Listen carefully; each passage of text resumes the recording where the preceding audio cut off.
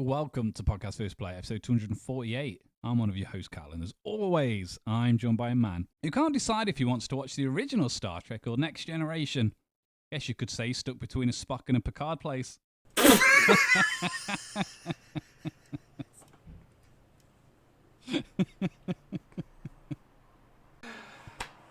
Oh, that was a great joke. So good. Only bloody Dan.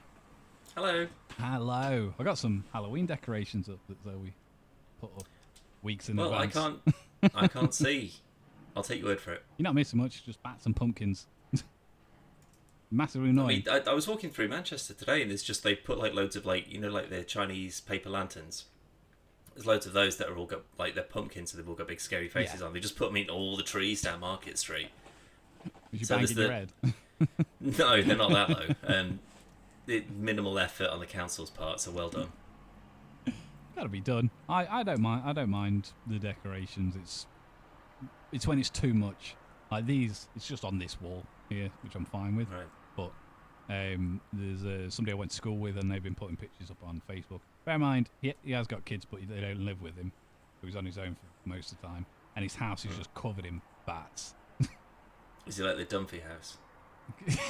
I don't like real bats, but but it's just like that's a bit much because it's in the living room, in the hallway, in the kitchen, on the landing, in the bathroom. Like, don't need this many. It's. I mean, I get it as like it's a holiday sort of thing for kids. I get it because there's not as much build up as there is for Christmas, which they've already been like. There's like for weeks I've started seeing like Christmas chocolate and stuff like that in the shops. So there's a small amount of build up for it. It's one great night full of sugar and treats and bats and whatever, and then it's over immediately, and then Christmas takes over. Yeah, I feel sorry for Halloween. But the thing is, it's like a one shot sort of, you get 1 month building up in October towards Halloween, and then that's pretty much it. That's fine. But it's when you put up all the decorations for one night, and then you take them all back down again the following day. Yeah. Like, at least with Christmas, if you go, right, as soon as you hit December the 25th, you've got your tinsel, you've got your Christmas tree, you've got your lights, you've got your whatever. But then as soon as Boxing Day rolls around, you're full of turkey and presents, so you've got shit to play with and do whatever. So you go, fuck it, we'll just leave the Christmas tree up until the new year, that's fine. If on the start of November you've still got pumpkins and bats and shit all around, you're scolded by society because, get over Halloween, it's time for Christmas. Cheer up, it's Christmas time. Which, to be fair, a lot of our Christmas decorations are from Halloween. Like black tinsel. Because it's like Nightmare Before Christmas or whatever. Yeah. So, I mean, we haven't got like pumpkins and stuff, but I'm also the person that I haven't done it for a few years, but I don't like putting Christmas decorations. A, because I'm the one that has to go up the loft. Then I have to piss about up the ladder putting stuff up that we can't reach. And then which is most things. Yeah. And then I end up taking them all down, and then I've got to put them back up the loft. So I hate it. And I remember one year, Christmas Day night, after Logo went to bed, I took them all down. Yep. It was like, well, it's done now. So I'm not messing about with it anymore. Yeah, they're all coming straight down. While I'm in the mood and I can be asked, I'm just going to do it now. And then he comes down. A friend of mine, they asked me to help them like putting up their Christmas lights and stuff like that maybe not last year, the year before. And it was so sort of wet and slippy and stuff like that on the lawn, and they just had like these ladders that were just sort of like propped up to the roof, and then he was like climbing up to the roof to put these decorations on, and I was just like, nope. So his wife had to get up there and like staple the fucking Christmas lights or whatever on, because I was just like, if I go up that bottom is slipping out and I'm falling 2 stories straight down on top of a ladder. So if you want to do that, fill your boots. I'm not. Like, I know how this story ends. Like, because all I could be doing, I was just stood there, just waiting for the bang, and me to go, told you so. Yeah. I mean, to be fair. Then I'd call an ambulance, but. At least, if you and the fella are on the floor, got more chance of catching her. No, we were like way back. We were just like she's coming down. She's not coming down on top of us. Absolutely not. No, you hit the ground and we'll catch you on the bounce, maybe. It's not a piece of toast. But the thing is, right? You do something like that. You put them all up around the, like the top of the like underneath the roof. What's that bit called? Like the cove. Yeah, ish. Or Whatever that thing is. Yeah, yeah. Put them up once. Leave them up. Yeah. Because taking them back down to only go and put them back up again, you're just increasing your chance of falling off that roof and slamming straight down to the floor. And Christmas lights is not a valid excuse to break your neck. Not only that, once you've took them down and you go next year, you get them out of the loft or out of the garage or wherever you put them. They're all tangled. So yep. you got untangled. Last year, I'm not even joking, I spent I through the entirety of Die Hard 1 and then into a who was it? I think it was might have been Cameron Diaz. Some chick flick film that Zoe put, and it was like a Christmassy film. Like all the way through Die Hard 1, through most of that, whatever that other film was, trying to untangle these lights before I just went, fuck it. That's went on Amazon and bought some. Definitely not worth it. It'd just be better getting some like fluorescent paintballs and just going like chung, chung, chung, chung, chung, chung, chung, chung, so it can absorb the light all day, and then as soon as the sun goes down, they just light up. Yeah. Perfect. Might not look just as nice, but especially during the day. So what? It's making an effort. You get a power washer, you just blast it all down again on New Year's Day or whatever. I think I don't put. I always say I'm going to get some battery operated ones, and like to be fair, like had it cut down now. But you know, I had that massive like 90-foot Christmas tree in the back garden. Yeah. That was going to like just chuck lights up it. I never did. Makes sense. And obviously it's gone now because of all the winds. Yeah, I was going to say it's a safety hazard at that point. Yeah. But I say we don't bother. We might put something on the gate about it, and then one of them stakes that just says Santa stop here on the front. I think Logan's getting past it now. I think this will be his last year. Yeah, he's not too like he's about the present side of it, where it's just like, oh cool, new things to play with, but he doesn't need the milk and the cookies and a snowman, and you know he's getting past that now. I think he's more into like the tradition stuff. So like we always go bowling on New Year's Eve, and he loves that. He does like doing the like leaving the cookies and shit, but I don't want to say anything in case he still does. But I can't tell if he still believes in him or not. Oh, I'll fucking sort it out. Don't you worry about it. Well, I don't know whether I can do it by text these days, man. I can do it in 10 minutes if you want. My friend's daughter's 19 now, and she still says that she believes in Santa. Oh, she doesn't, but it's only because she remembers him saying that when you don't believe in Santa, that's when you stop getting your stocking, because her younger sister still believed in Santa at that point. And so she's just always said that she does, so she still gets the stocking. I'm not even going to go into how weird that is, and like whatever stupid backwards logic that you'd have to like. More presents. Because if you do you know what? No, I'm not going to go into it. No, because that's not what we're doing at the moment. No, we've got other things to talk about. It's not even like it's the 5th of October. Why are we even talking about Christmas? I know we're just being sucked into the whole capitalist agenda. They're just getting sucked into the materialism of Christmas months in advance. Ridiculous. It's not even Jesus' real birthday. It's definitely not. It is somewhere in December, isn't it? Callum, anyway, I'm not talking about Jesus either. You know what we are going to talk about, Dan? Ahsoka. Season finale and penultimate episode before it, because we didn't talk about it last week. I'm going to go out on a limb, Dan. Bear with me. Hear me out. Whoa, boy. I think this is the best Star Wars TV show, series, streaming show, whatever you want to call it. By Star Wars Z, I mean... I was going to say, define yourself here. Star Wars Z is, according to the Collins Dictionary, is when you watch something and you go, this feels like Star Wars. That's my logic behind it. And I'm going to go out with 3 other things. So obviously the original trilogy, the trailer for The Force Awakens. You know, when you get when the music kicks in and you see the Millennium Falcon and stuff. Yeah. And you're like, oh. And Rogue One. And Rogue One's a weird one because on the flip side, it also doesn't. It's not a normal Star Wars film in the same sense, but I think it does feel very Star Wars. And I put Ahsoka in the same league as that. Whereas Andor is probably the best made show but it's not Star Wars. I know what you mean. It could, if you took that out of that particular universe and put it in, and just had it as like a cool gangster spy, whatever, it would still work and everything would still hold up. There's no Force stuff. There's just it's a fascist dictatorship and blah blah blah blah. You could still get you could still work. Yeah. Whereas this has got the Force and lightsabers and droids and whatever, and they're all integral to the point of the story. So on that basis, I'd probably agree with that. I think Mando's great. I think there's been a couple of only few slight misses, but for the vast majority of it, and 95% of that, I'm happy with. Boba Fett about 40% maybe. Not even that. They got the costume right. Well, they got him back in action. I'm happy with that. Like all the sort of like the animated stuff, the Visions thing, Tales of the Jedi, it's all very good, but again, it's kind of treading old water for a lot of it. I think it's outside of maybe like the Battlefront games and Star Wars Jedi Survivor and Fallen Order and that kind of stuff, which again, they're very good story-based things that have been, they're canonical, but they're also of recent years, so within this sort of like new wave of Star Wars kind of stories.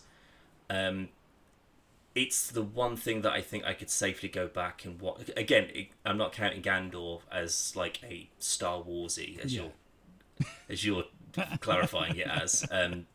That would be the one that I'd be like, I could go back and watch that again, like again and again. Like there's some great Rebel stuff in it. Too little Ahsoka, frankly, but what we got was good. I think Ray Stevenson. I still like he's just an absolute he's like a block of granite that can use a lightsaber. Like not in terms of his acting, I just mean like his actual stature is just this absolute unstoppable mountainous force. Mountainous is a very good choice. I was going to say he just looks really fucking strong, but he just looks like a brawler. But like we don't really see him need that finesse and that sort of wisdom and that agility or whatever. He can just beat the shit out of you. And like he beat Ahsoka twice. Yeah. And like she's already proven as being very, very fucking capable.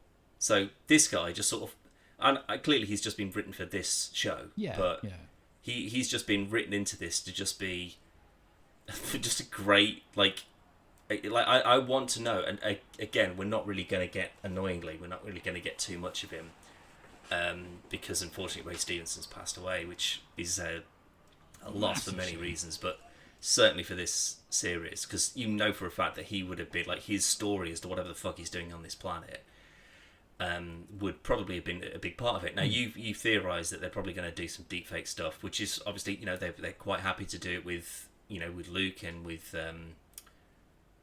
they did it with what's his face and oh god, what was his name? Tarkin. I was thinking more the TV shows, but obviously they've done Leia, they've done Tarkin and stuff like that. But they're happy enough to do it. So I'd rather that they didn't, frankly, because I feel that would. I've got a feeling they will. I just don't think they could. Like I get it with like Luke Skywalker, because like they still had Mark Hamill come in and do all of his stuff, so they could model just the face around his movements and whatever. But that's just remaking him from scratch, and they might just go maybe we just say he died and his apprentice. Like she's just going to have to pick up whatever his mission was going to be, sort of thing. Maybe this is the awkward thing, because what's calling out to him, it seems to only be calling out to him, which I've got some theories on. I will also say the two things that I wrote down. One of them I was right about. Which was the bringing the troopers back. Oh, the Death Troopers. Yeah. But that still doesn't explain what's in the coffins. Again, or those stasis pods or life pods or whatever they are. I originally thought, I can't remember if we talked about it or it was someone else I talked to, but I'd said I think that these are more troopers, but they haven't reanimated them yet. But then you see how many there is. Corpses. Effectively, yeah. But now I don't think it's troopers. I think it's a different race entirely. Yeah, I mean, think of it. It could be like that planet could be insanely full of kyber crystals, or some equivalent where they just go, "Fuck it, we can make it a Death Star with all this." So it could just be just a million billion crystals that they want to use to make 100,000 starships to like rebuild their fleet or whatever. Thing with Filoni, with both Clone Wars, Rebels, some of the shows, and especially this, he seems to give you all of the answers to stuff. And but you can't do that with everything. No. Because I'm not you can't have a self-contained season if there's going to be another one. Yeah. Because then what's to entice people to go back and watch the second one? No. I mean, like, not. It doesn't go. It's this that's in these coffin-looking things. I just mean, like, there'll be like a throwaway line that next season it will loop back to it. And maybe, but my point as argument would be this, right? So we got Death Troopers, not Death Troopers. What are they called? Dark No, Troopers. because those are the ones that in the black armor, the zombie troopers. Yeah, he just called them Dark Troopers because the other ones were heavies. He said send in the heavy. I thought. Oh, is that Death Troopers I'm thinking of? Because there's Dark Troopers and there's Death Troopers. And the Death Troopers are all... I'm pretty sure those are like the black armoured dudes. The dead ones, anyway. The zombie troopers, yeah. Sure. Zombos. They were all reanimated by the Night Mothers. Yeah. But they're all on that planet, aren't they? Yeah. Then who's going to bring them all back to life? No, they've gone with them. Oh, did they go back on the ship as well? Yeah, so he said to Morgan... Oh, yeah. You totally right. So, like, you buy us some time, and then they load it up. Okay, yeah. So then that's certainly possible. Then, yeah. And I just feel that'd just be a bit. Why be so mysterious about it? I don't think that's what it is now. I think that's what you. If not, I'm not saying everybody would, but if you were already thinking, I bet they're reanimating the troopers. That's why he doesn't want to keep littling them down, kind of thing. Mm.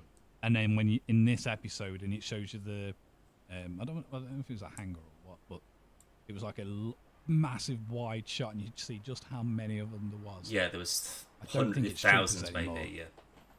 I think it's the sisters. The rest of them. It could be, yeah. Like they're just bringing in like loads of witches to come in and sort of like back his army up. But they could be. Ezra said it, didn't he? That the Thrawn woke those three up. So the rest of them I see what you mean. Yeah.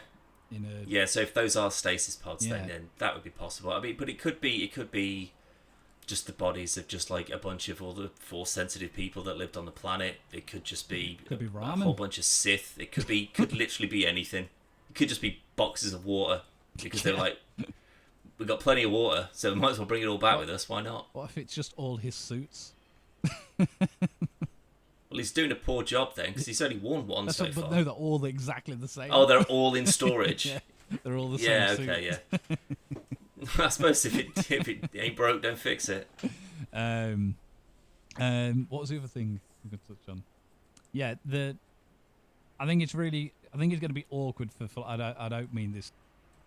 Obviously, ideal world, Ray Stevenson wouldn't have died, but I think season 2. It was already building up to a much bigger part for Ray Stevenson as part of this universe. Why else would Ahsoka still be there? Well, did you recognise the statues that he stood on? So that's one thing I wanted to talk to you about because no, I don't. But there's something about it that feels familiar. You've seen it before. So more prominently in the Clone Wars series, but it's also in Rebels. And you know, when they open the World Between World, you've got the painting of the Mortis gods. You have the father, the son, and the daughter. I'll send you a picture of it after. You've definitely seen it because it is in Rebels. But like I say, there's a massive arc in the Clone Wars where you actually see them properly. Right. But they basically represent. I think they are the first embodiment of the Force, if I remember rightly. And the father he's the balance. He's the good and the evil. The son is the dark side, and the daughter is the light side. In the Clone Wars, the daughter gets killed, and Ahsoka gets turned to the dark side, and then the daughter uses the last bit of her Force essence to bring Ahsoka back to the light. But the father originally wanted Anakin to take his place, so he would become the balance because because he was the chosen one. What's interesting in this, and I didn't realise until I did actually look at it because I wanted to double check it. But if you go back and look at it, Ray Stevenson is stood. He's stood on the arm of the father, and he's like pointing out to. And to the there's like a flashing. Yeah, you got this light thing. in the background. But to the right of him is the statue of the sun, and to the left is a smashed up statue. So presumably, her. It most likely could, but that could be elemental.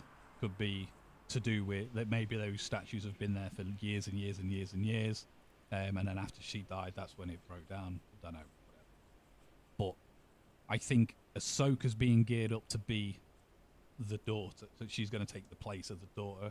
It's like the light side of the Force, and then I think Ray Stevenson thinks he's the person that's going to be bringing the balance, but I don't think it's anything to do with the Mortis gods that's calling to him. Mainly, and I don't know how far to go, because if this is true, this will be a massive fucking spoiler, so I don't want to go and say too much just in case.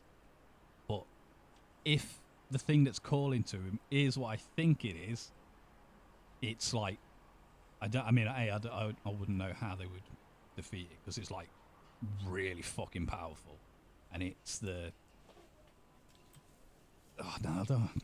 Can I say it or not? I mean, you might as well do, because I've got no background on anything you're talking about at this point. So go for it. This isn't in the show. This was in like old Legends stories. But there was a human that lived on the planet with the Mortis gods, and basically her and the father fell in love. That not her father. That's just his name. No, I know. They got married, so she became the mother, and she had a bond with both the son and the daughter, and she managed to like stop them from fighting all the time, because obviously it was causing power and rifts and this bollocks. But because she was mortal, obviously she aged and she got quite old, and then she was like, I don't want to die, and then you like obviously live forever and forget all about me, because she went and bathed in like this Force water stuff. But because she's mortal, it fucked her up, and she becomes this like big fucking thing with like tentacle arms, and it's got like teeth that go all the way, like Baraka, go all the side of her face and stuff. It's like Aberrant, something her name is. But she basically calls out to Force sensitive people, pretending to be the balance of the Force, and then when they get there, she like eats them and shit. But like, not necessarily eats them, but like takes over them, and then they become like a puppet and stuff. And I think that's what's calling to her. That's what's calling to Ray Stevens, not Balin, rather. But surely wouldn't others have felt that? Well, this is, age. Not last week before when we were talking, and I said that I think they're trying to like fix stuff that's happened in the films. There's a line in the new movies when Palpatine's on about like hearing something calling out to him from an unknown region, and I think because she only picks like people who are very strong in the dark side of the Force, that she was calling Palpatine, but because she was in another galaxy, he never found her. That's what I think. Again, that's might not be anywhere near right, but it's not a long shot that it could be that. But I don't think they'd be able to do it justice, because this is gonna like be creeping into like Star Wars horror territory, and I don't think Disney are ready to do that. Not really. I mean, the closest we've got is these zombie troopers, which kinda, yeah. Why did their eyes glow green through the helmets? Can't see their eyes anyway. it was kind of cool when they all sort of just like sort of like crack back into place or whatever. But then there was like quite a few shots where it's just clearly just dudes in suits just sort of running upstairs quite normally. So they get like the first like 4 or 5 that are coming into the lead shot sort of being like a bit, and then the rest of them are just sort of just like getting into position. And also, I don't know if you spotted this, but like they're running up the stairs. I know we've skipped over this entire season to just one bit, but they're being chased up the stairs. Yeah. And they keep shutting the doors behind them, and then they like cut through the doors, and they blow their way through the doors, and they go up another one, and they've sealed the next one. like when they get to one of those, the door's already open, and then it just sort of sparks, and then they all come running through. And I think they forgot to add an effect in there because it just goes, and then they all just come running through, and I was like, what happened there? That other timestamp where they made a big deal of it, going like, bang, and then explodes through, and then this is going, and then they just come charging through. I was like, there's no debris, there's no leftover door. They just triggered the sparks, and people come running through, but they forgot to add in the CG door exploding in or whatever. In the entire season, that's the only thing where I was just like, what? I've had a couple of chuckles with the I can't remember what it's called, so I'm just going to call them pigeon wolves, the weird mounts things, because I still don't know what they're called. Like the platypus dog things. Yeah. Some of the CGI on like them themselves, it's fine. It's when people are riding off. There's a few sort of like tracking shots where it's like Ahsoka or whatever just sort of running around, and they look absolutely fine. But there's one. I think you pointed it out the other week that I didn't even. Again, I must have just done something else and not seen it. But it's when Balin and his apprentice are just sort of running out the camera. And I was like, "Ooh, look real bad." I know it's for like 3 seconds or something, but I was like, "Oh, that one doesn't look great." But the vast majority of like all the ship stuff, all the practical stuff. I know I mentioned this before, but the set work on this is pretty fucking spectacular. I think like all these rooms just seem fit for purpose. It's not like they just. It doesn't feel like they just hollowed one out and then repainted it and gone right, and that's a different ship. It does feel like, and again we've said it before, but you can tell Filoni's the reins of it, and it seems like he's put as much like love and thought into this as he did with Rebels and the Clone Wars. Excuse me. And there was some, and I can't remember for the life of me what I was going to say. Where did Ezra get his kyber crystal from? Just in the lightsaber storage compartment that they've got in the back, where you can just build one out of anything. That bit I liked, because obviously you've got oh god, I forgot his name. David Tennant. Yulin.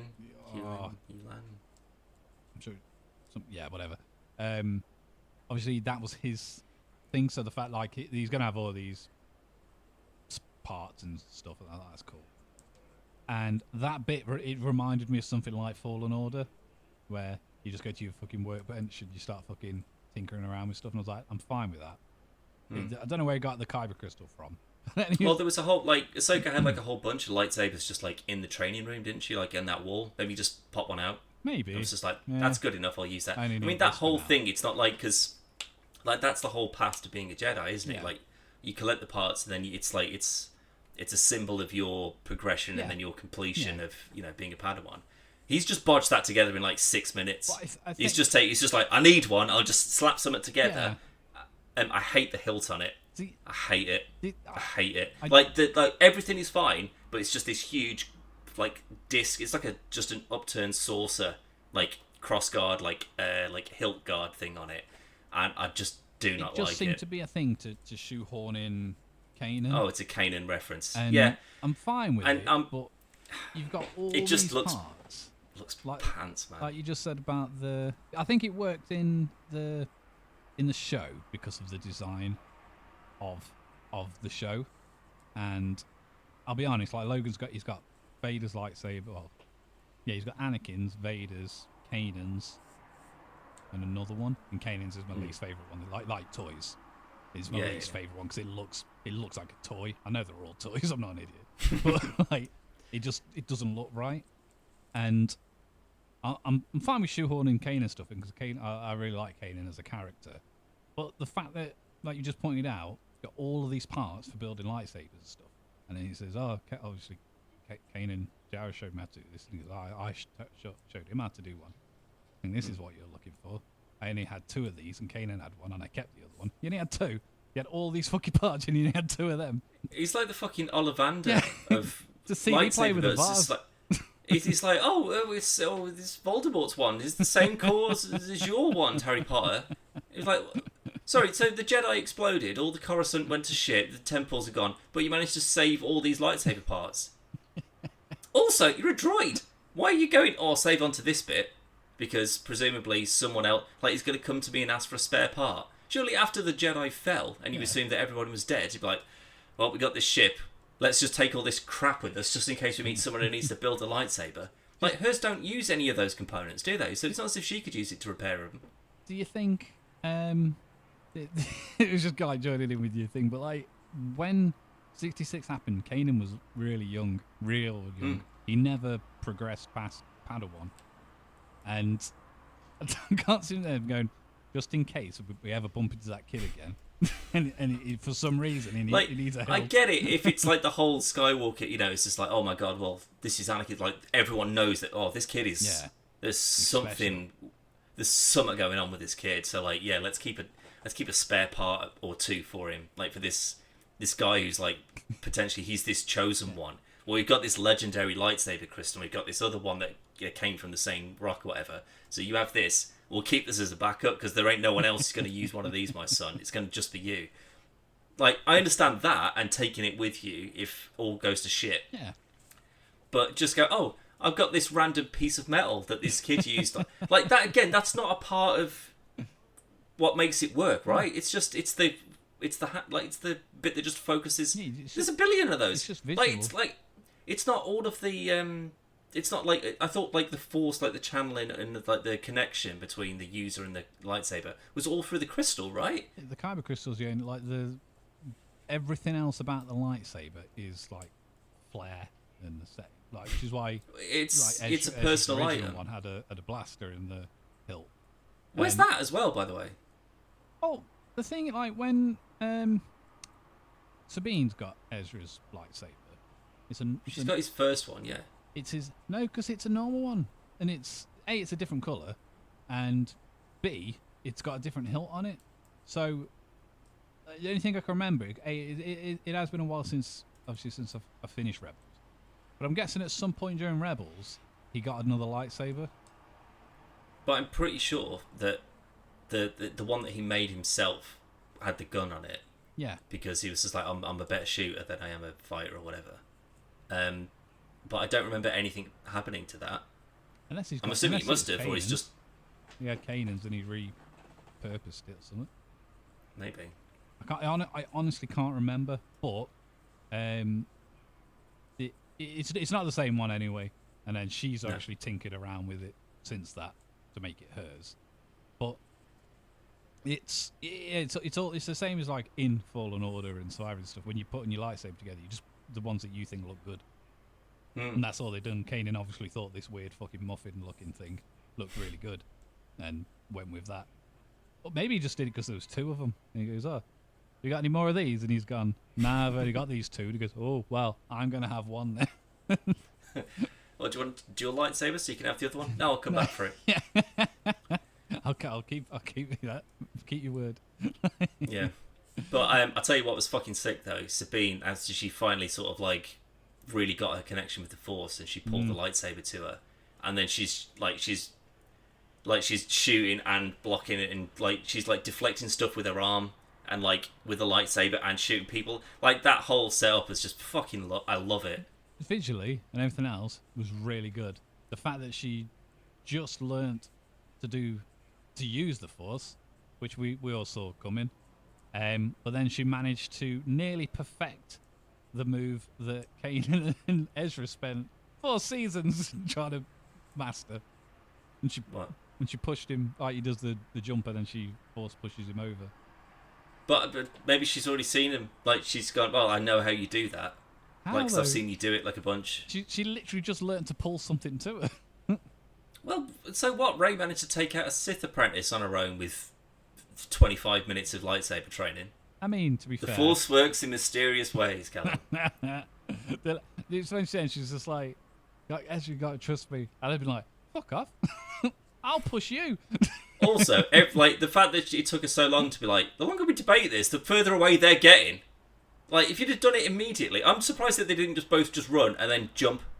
Like standing there and discussing what you're going to do, it's only going to make matters worse. I reckon you could do that. I know it's not real, but so in Rebels, and I'm sure they've done it in other mediums as well. But obviously in Rebels with Kanan and Ezra, it was always that you run, Force jump, and then as that jump comes down, Force push, and then up, and then same but Force pull. Could you do it at the same time. Push the one in the air, and then the other one turns and pulls, and then you do it, and then you basically just go. It depends. I suppose it depends on if you need to be an anchor point. So, like, if you're pushing the force away from you, but you've got the ground to stop you. Whereas if you do it in mid-air, is it just going to lazy like recoil? Maybe. So, like, if you're in the air, like if you're in space, or like in the, if you're just sort of in space, you're standing on the ground, and you fire a big gun, you go, woof, but you've got the ground to sort of like as resistance. But if you're hovering in the air, you fight and you go flying backwards because that's just that's how that's how you get across. You just shoot them with a big gun. Yeah. Except in space, you just put your finger out, don't you? And then you make your way back. That's what Leia did. Yeah, I mean that's a woman who's again done 25 minutes of Force jungle training and then gone. I don't even think she did that for a bit. But that's how I like the other thing with that. Actually, before we move on, we've got like he's getting away and we've got to do something. Like, all right, we'll do it. Jump across. Nah, I'm gonna stick back here. See you later. Leave you on your own. I get that. No, I like that. I get where it it's just story-wise. Like Master and Apprentice. There's like the robot was just sort of realized like, well, the last time you got separated, you both fucking Ahsoka was kicked off a cliff and you got captured by the enemy and taken to another galaxy. Maybe stick together like I told you to last time. So she's like, well, I come with you. We both get home. Maybe we both take on Thrawn, whatever. But Ahsoka probably definitely dies if I do. So if I stay here, back her up. Also, the fact that she killed Elspeth as well, like that whole fight thing, that like when she showed up in Mando, and we had a big problem with that at the time. It's just like, how is she not cleaned this woman out immediately? This is why. Yeah. This is why, because she's actually fucking unbelievable. Like with that sword as well. It looked like she did. Do you reckon she's going to use that as a replacement as well now? Yeah, now she's only got the one. Eventually. But I don't know where. I mean, she's got a ship full of lightsaber parts, I guess. So you can just bang up another one if she needs. These were off Anakin, weren't they?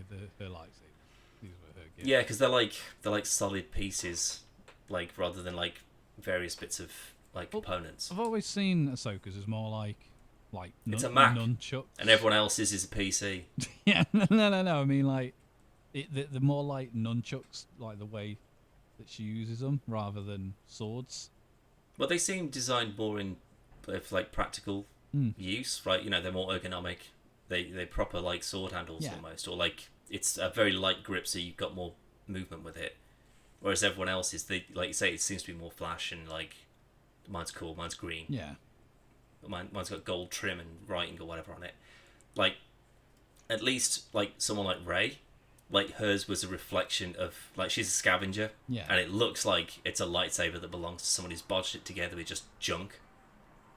Which it is. Yeah, but that's why it gets a pass. Absolutely, like everyone else's just seems very similar. It's just all silver tube, some odd bits on it for no reason. I mean, some interest. And a button that no one ever fucking presses. The amount of times I've seen a lightsaber where someone's just holding it and it just lights up and they haven't fucking moved a muscle in their hand. How hard is it to just do that? To just go and trigger the lightsaber and then the effect comes in. Every time, like I'm sure when Finn gets it in Force Awakens, he's standing like that and then it just turns on. There's a lot. I think it could be Force Awakens. I could be wrong. But there's some where they literally just go... And then it just goes... Like, it's not like on, off, off, on, off. But that's it. Like, if it's supposed to be, only it's like a biometric thing, like only person that's got that connection to that thing can ignite it, then sure. But then why can anyone who isn't force sensitive turn it on? Yeah. There needs to be an on-off switch. Again, with Rey's, you see her flick the thing round, that ignites it. Flick it back, it turns it off. It's an on-off switch. And yet, you so rarely see anyone use it. At least with Ahsoka's, you've got an excuse for her not doing it, because where the fuck's a button on that thing?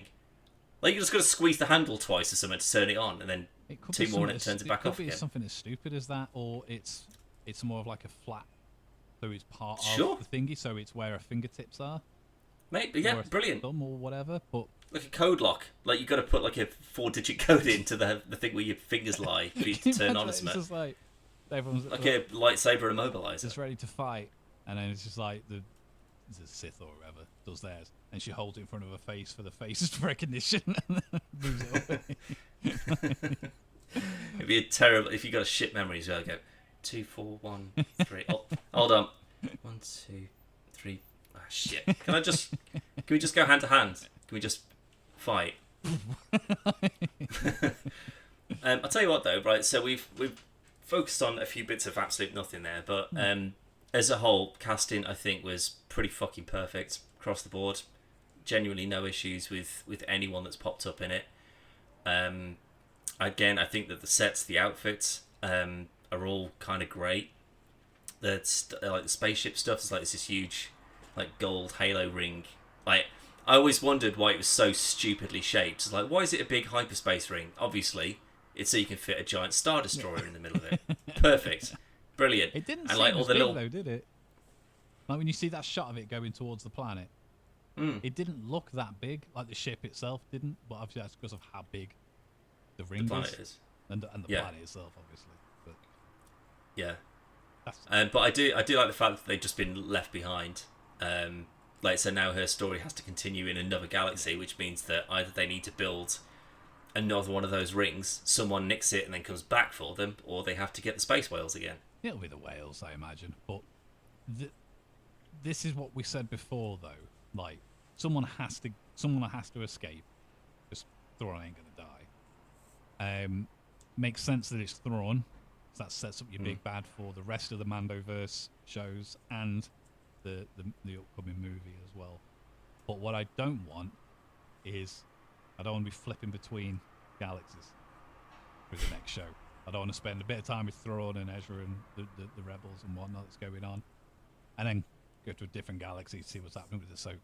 But that's exactly what it'll be. Yeah, I know, and that's why we really reunited until the end of that season.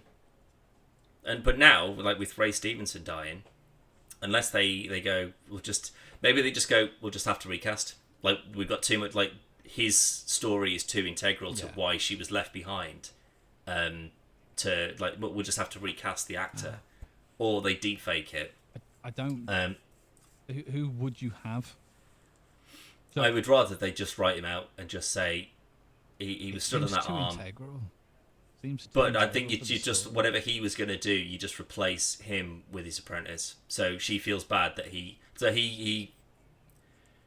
like you deep fake him for one episode and you have him face like an ancient Sith dark side or pure force, whatever, and it's too much and it kills him. And then you go, okay, well he's out of the way now. She feels bad, so she takes up whatever his path was. Well, she has a realization that, well, it's just me and these mercenaries. So I either go after Sabine and Ahsoka, a fight I definitely can't win, or I'd go after him and see if we can just do the same path stuff together. Because it doesn't seem like she's. I know he hasn't done anything, but it doesn't seem like she's earned that. No, but again, if you're trying to write around someone's death, like that's real difficult. Because again, either you just go, it's too important. We'll just have to recast. We'll just have to get someone else, get him a beard and a cloak or whatever, and we'll just have to say that it was like the first season was written around this guy being here to do this, and we can't. I think so, because like he hasn't done enough to because like all of the others had their own little arcs going on. So like Morgan Elsbeth, she was given like the proper Night Sister abilities. She fought, she lost, but if she'd have won, she still would have been stuck there. But maybe, I don't know, she could have done some other Night Sister stuff or something maybe, or just wait for him to come back and get her. Because has anyone ever specified that ring is like a one-time use, a two-time use, something like that? You can go there and then back, and then it doesn't work anymore. Because presumably, if it does, we'll just leave and come back again. I assume just need fuel. But again, is it like a Star Killer base? Does it need a sun to power it? Or do they have to use it's going to use a lot of shit to get going. Potentially. But if that's the case, then it's all the rebels have to do is get it. Yeah. Kill them all or kick them all off. They've got it. Turn it round. Fly it back. Get them. Come back again. Which might what happens. Presumably, because again, it's either you convince space whales to pick you up and take you to exactly where you were before, or you've got a ship that can literally fly there. So either they steal the schematics and build one themselves, or they use that one. Don't forget though, you've got Ezra's back now. and Ezra can speak to them. That's a really good point, actually. Yeah, So, I'm a bit gutted that we didn't get like a whole Rebels reunion. So, what I would. Well, either way, we can't do it now anyway because Sabine's still in. She's in another galaxy I think now. they're saving it till they're all back, which I think will be more impactful. But it would have been nice if Zeb had been there for when Ezra got off. It would have also been nice if someone gave him a hug, but just stared at him.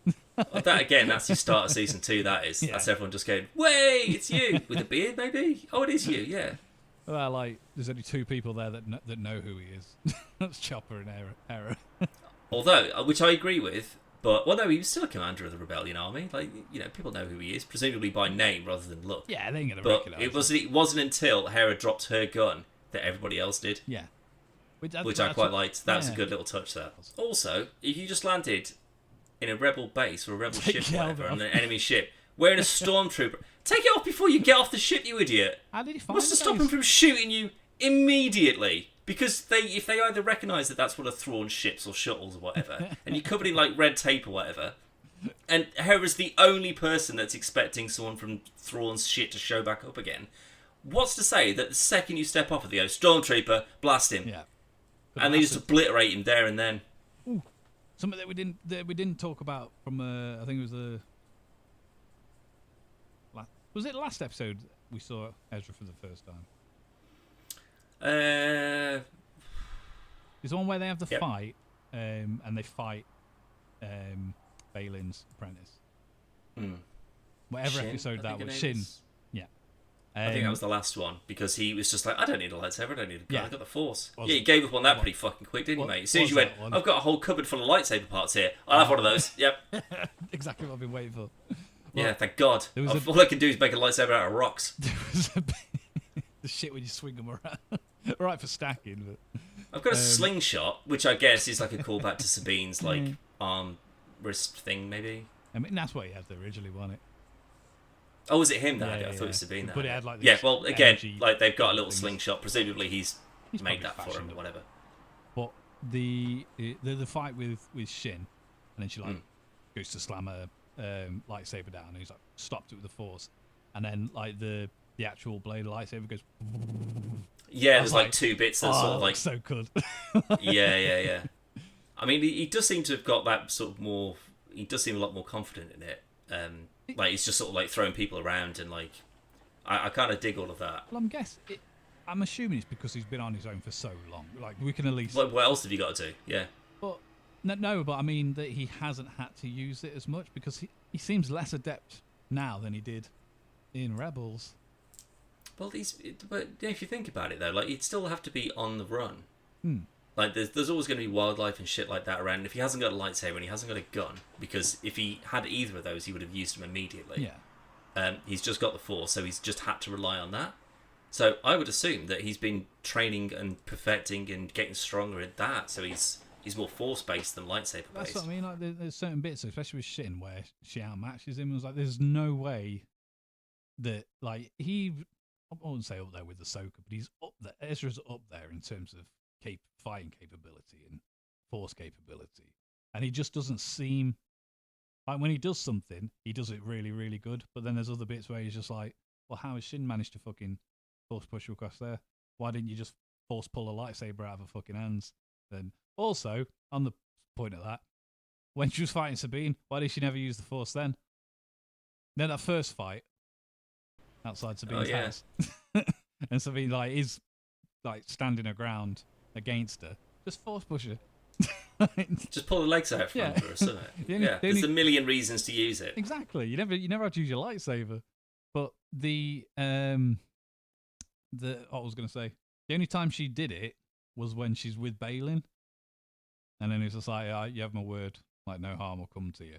And then she starts Force choking her. So it's too late now. Should have done that 3 episodes ago.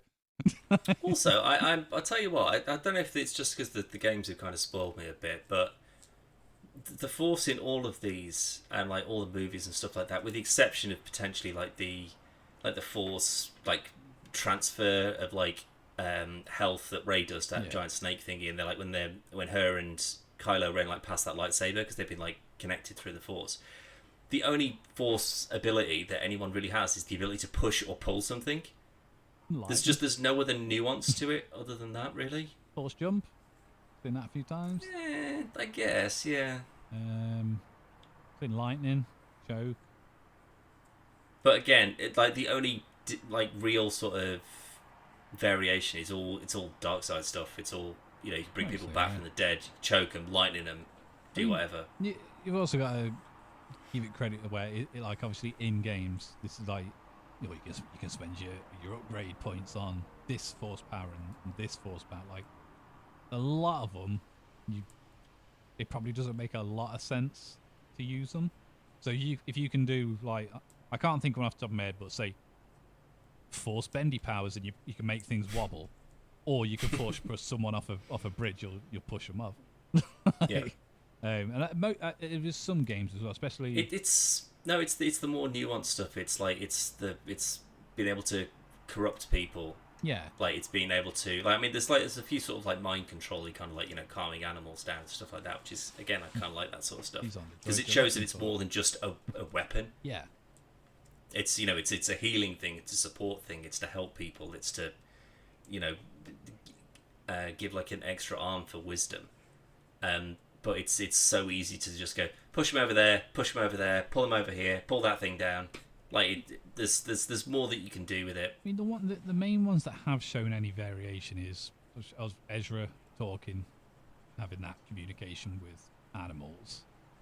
Well, there's like I think there's like Grogu's healed people. No, but I mean, again, we've seen Rey do that. I mean, to be fair, like Ahsoka does that kind of like Force echo thing where she's sort of like, you can remember a certain thing just from like an imprint in the Force. Is that something she's ever done before? Yeah, but Vin Diesel also does that in the Fast and the Furious when he's trying to track down his lady's killer. Well, you can just he literally stands. Sherlock Holmes it. I only know this from his Sunny movies, but he just stands in the middle of the road and he just looks down and looks the other way. And then it just starts playing like it's like a hologram playing around him, like what's happened and where the car's flipped and stuff. Vin Diesel detective vision. It's like Batman. He can just activate it and recreate a crime scene. Only if it's car-based, but that's basically obviously what he did. So he knew how fast it was going, where it flipped and everything else. Just by looking at it. If you're a car guy, like an expert car guy, like he apparently is, then no. Sure. We're forgetting one. Balin has a force power. He's got force premonition. Well, that's probably how he's beaten everybody as well then. If you know what you're going up against and who and how many and how strong. Avoid the fights you can't win and definitely engage in the ones that you can. Do you know who would be? Not necessarily a good replacement, but just because we say like how big and like imposing Ray Stevenson is. John Goodman. Imagine him as a fucking mercenary. John fucking Goodman. See, I thought you were going to go down the kind of like... Vin Diesel. No, I don't know quite what you were thinking there. No, bear with me. You seen... There was someone I was just about to say that's kind of like Ron Perlman. He's kind of like, he's an older guy, but he's very big, he's very built. Like he feels like he'd be a good kind of fit. John fucking Goodman wasn't one of them. But hear me out. I forgot what's the name of the film. It's the hear me out. What? Tell me that thing I'm thinking about. It's the Alien film, and he lives Cloverfield Paradox. No, it's 10 Cloverfield 10 Cloverfield Lane, I think it is. That John Goodman. That he is pretty fucking menacing. Yeah. I'll give you that. He's creepy as fuck. I think that. Even though, to be fair, that film's great, and also Mary Elizabeth Winstead's in that as well, so she can get him in, exactly. I guess. There's his in. Yeah. And his character from Community. What, the deputy vice principal or whatever, the vice dean. But look how intimidated he looks against the dean. I'll give you that up until the point that he's in a pillow fort wearing pyjamas, all right? But no, like Cloverfield Goodman. Yeah, I mean, I guess, but he just, like, the physicality just isn't there. The thing with Ray Stevenson is, like, I know he doesn't do a lot. He's not like doing somersaults and whatnot. But what was funny earlier when he was on about just how powerful he is, and he just fucking bats people away and stuff. just I don't know why, but it just reminded me of all the fight scenes from the prequels when everyone's like running up walls, doing flips, and the lightsabers behind the head and stuff. And they're all flipping around doing that. Just walk up to it, he just goes. But that, like, you know, like in his sort of like in his scenes with Ahsoka, and certainly when he was like it was in like the first episode or two where he's like taking out like that ship. Yeah.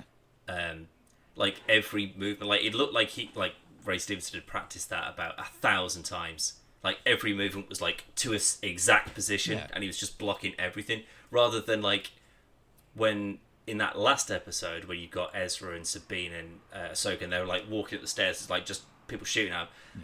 Yeah. It feels like the direction on that was just like, you guys just swing your lightsabers and you guys just pretend you're shooting, and then every now and then just drop, and we'll just sort of figure out the trajectories and all that kind of shit afterwards. Like that feels just sort of like just flailing. I mean, and eventually you'll get one of them sort of thing. Whereas him, he just always just seemed like very specific. Like I just go here and do this, and then this, then this, then this, and everybody's dead. In terms of like, stage it just feels a lot more though, precise. I would assume that they have gone right. Ray Stevenson, it's just you. We want you to be like as accurate as you humanly can. Obviously, we'll put the sparks and stuff in after, but don't just swing. Don't just swing wildly. Make it look good. Make it look like you're doing it on purpose. But then when you got them three in a tight corridor with 50 troopers, they're probably just going to go fucking nuts. Like pretend there's flies everywhere. Yeah, exactly. Yeah, and that's why it does. It looks that feels more prequely than it does anything. Yeah. But on the same also, that, force push all three of you together. Knock them all down the stairs. What are you playing at? Just about to say. Just think about it. Bloody hell. In the I think it's it might be Heir to the Empire, but it might be Thrawn. I can't remember which book it is. But he wants to basically build an army of clones, but none of them have got any capability of being force sensitive, and it's like there's like this reptile thing I can't remember the name of, and he takes the DNA of that, splices it with clone DNA, and makes this army.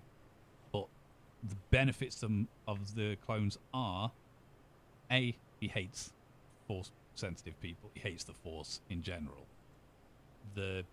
Because they're not force sensitive in the slightest, and never can be, they're undetectable by force users, so you wouldn't be able to like use any, and the like force powers don't work on them.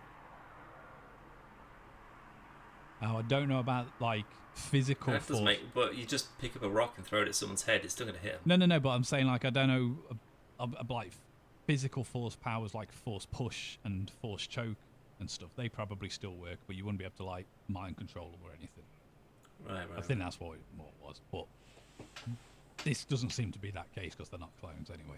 They're dead. Yeah. So it's like they say, push them down the stairs. But on the back of what we're on about with the blocking and stuff, when I like it every time she does it, but every time Sabine blocks something with a gauntlet, looks real good. I like that. Yeah, like I love the fact she just keeps like, because she's not as good. Like there's a really good bit where all three of them kind of come into that temple, and then they just all get rushed. And they just all blocking, and then Sabine's just sort of she gets hit a couple of times, and Ahsoka's like, right, switch to blasters. Yeah. She's like, right, you're gonna get killed doing this. Just switch to guns, we'll cover you. Like just recognizing that just out like of a side eye, just like, right, stop that. Like you're not on our level, so let's just get you doing what you do good. That's the Anakin in her though, isn't it? Like obviously for sure, like that's that soldier, yeah. And that's the it's so. This is easily like an 8 or a 9 out of 10 for me. Easily, like this whole fucking show has been so good, and it's not just like fan service, just spunking in people's faces. Just like it's C-3PO again, because Anthony Daniels has got it written into his contract that he has to be in anything Star Wars based. Like, can't fault the man. What are they going to do when he dies? I mean, he'll be easy enough to replace in that sense, but I think he's got that written into his contract as well. That's why he's trying to get as much face time as he can in these. Because as soon as he dies, that's it. C-3PO's out forever.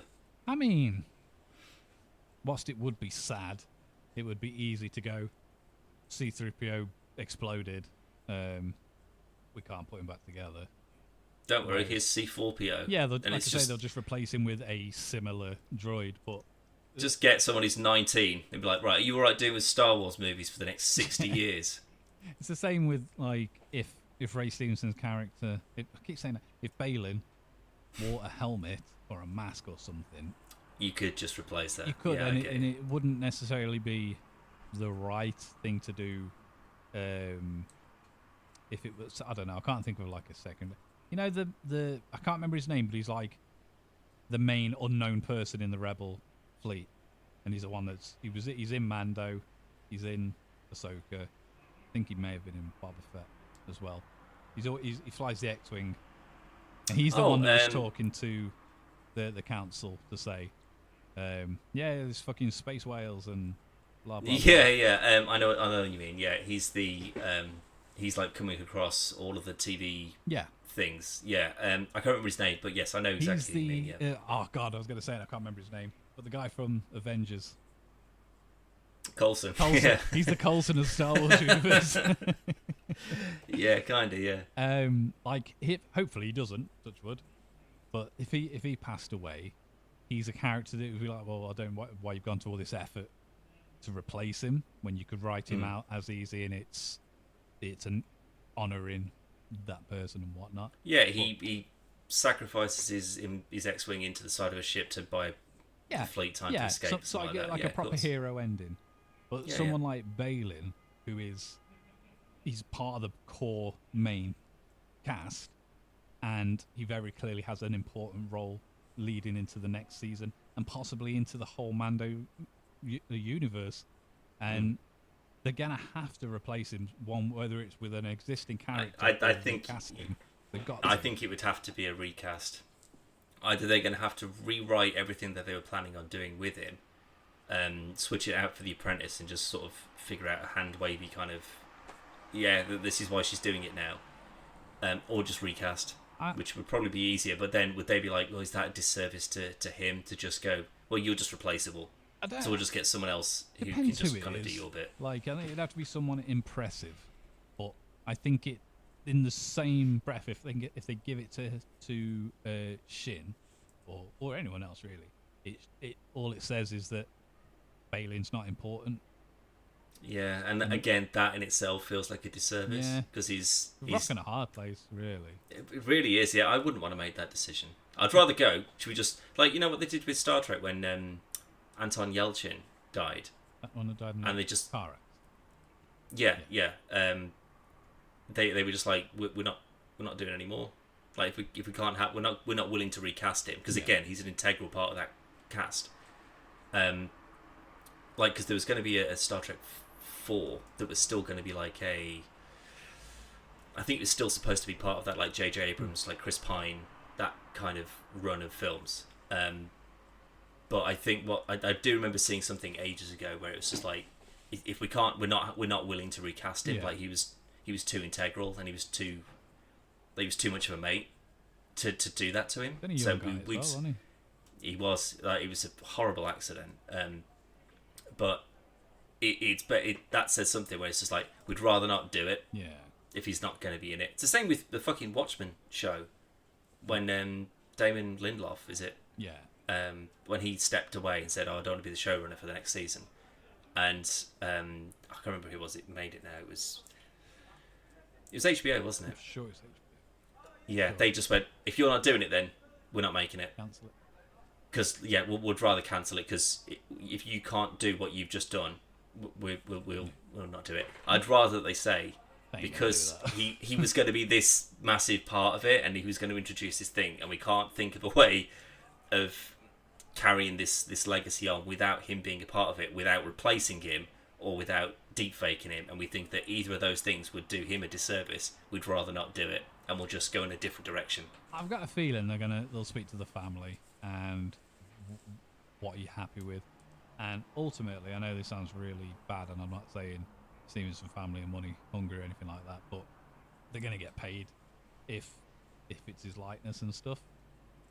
It depends on how those contracts work as well, like when they get signed up for this, because then signed up for like 3 or 4 seasons, then but if they go, well, we've got the rights to your likeness for like If we want to put you in a game, if we want to put you on a lunchbox, if we want to make a toy out of you, we don't need your permission. We don't have to pay you anything for that. We've got your license.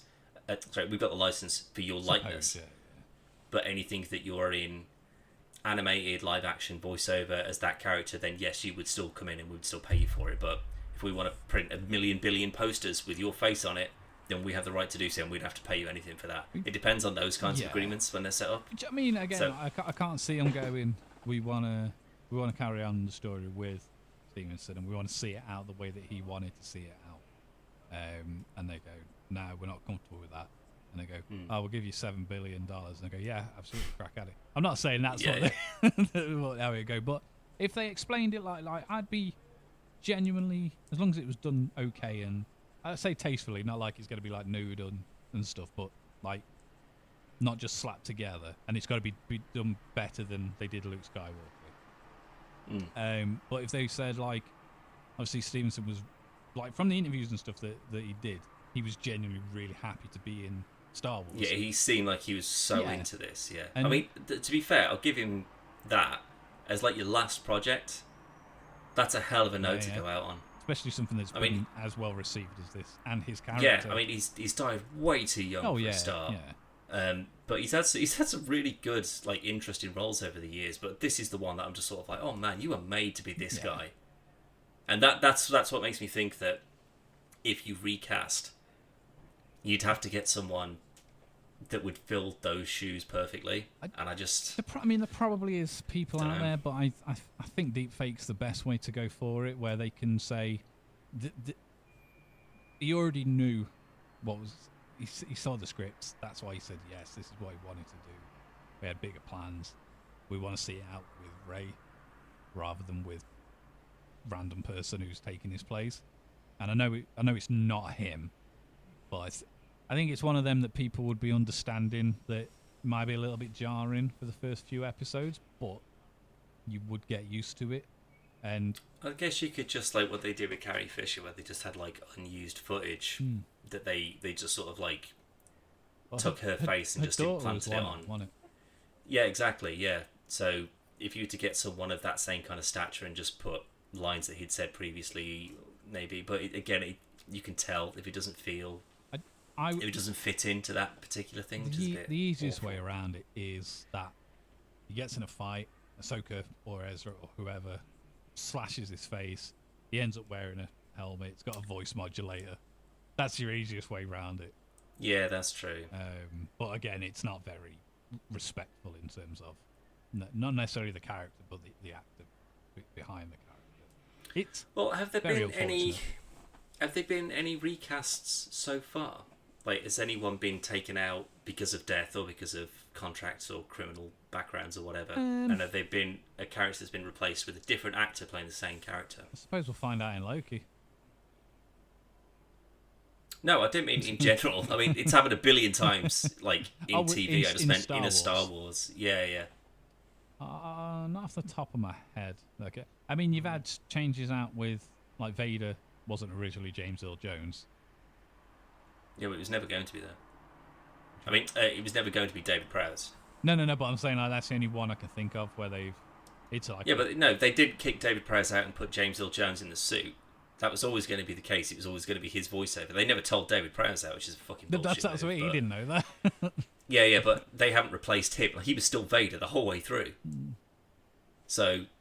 Yeah. Other than, like, you know, for Han Solo, you know, you get the other fella in could play young Han Solo or whatever, but it's not as if it was Harrison Ford, and then it was Ashton Kutcher because Harrison Ford was a criminal or whatever. So it's all going along the bottom of the screen. Check out podcastfirstplay.com for all the podcasts, let's plays, reviews, and lots more.